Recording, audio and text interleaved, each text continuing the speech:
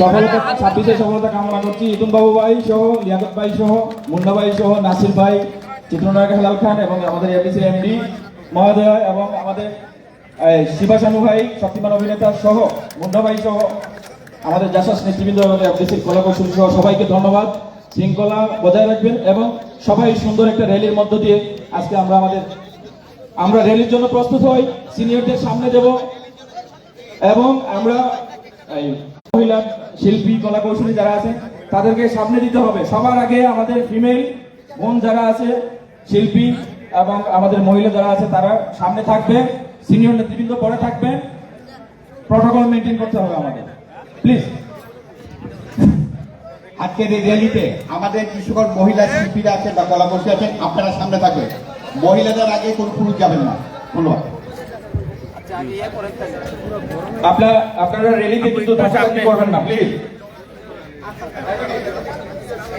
আমাদের যারা শিল্পী মহিলা শিল্পী আছেন তারা সবাই ফ্রন্টে চলে যান, সামনে চলে যান।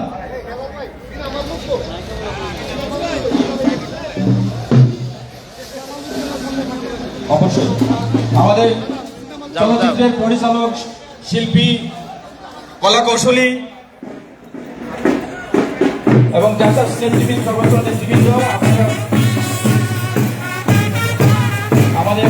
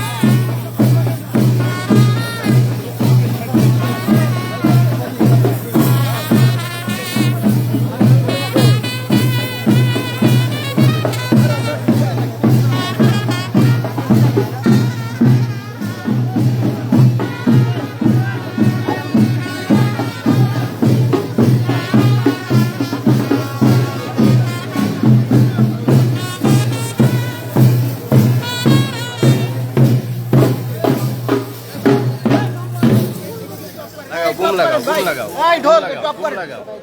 বুম রেডি আছে না লাগাই শ্রাবণ ভাই আপনি ওর কাছে যান এই কামরুল ভাই ভাইকে জায়গা দেন শ্রাবণ ভাইকে জায়গা দেন ভাই যান যান যান, ভাই ওর কাছে যান এই আমরা র্যালির পরে কথা নেই নাকি ভাই এখনই কথা নেবেন ভাই র্যালির পরে কথা নিলে ভালো হতো না আচ্ছা হিলাল ভাই আজকে হচ্ছে জাতীয় চলচ্চিত্র দিবস যে মানে মহাসমারোহে জাতীয় চলচ্চিত্র দিবস হওয়ার কথা এবং সিনিয়র আর্টিস্টদের থাকার কথা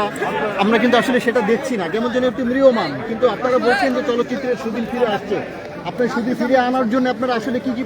আপনারা আপনার পদক্ষেপ নিয়েছেন বা নিচ্ছেন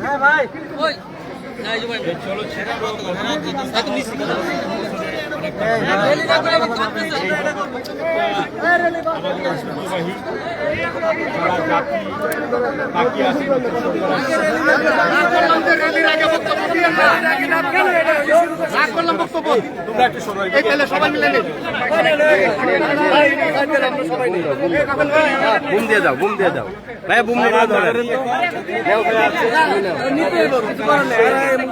আবার চলচ্চিত্রের মূল্যায়ন করবে আমাদের নেতা দলের চেয়ারম্যান প্রধানমন্ত্রী জনাব তারেক রহমান একটু পেছনে আসেন তিনি আপনি একটু পেছনে আসেন এই অবশ্যই চলচ্চিত্র তথা সমস্ত আমাদের যে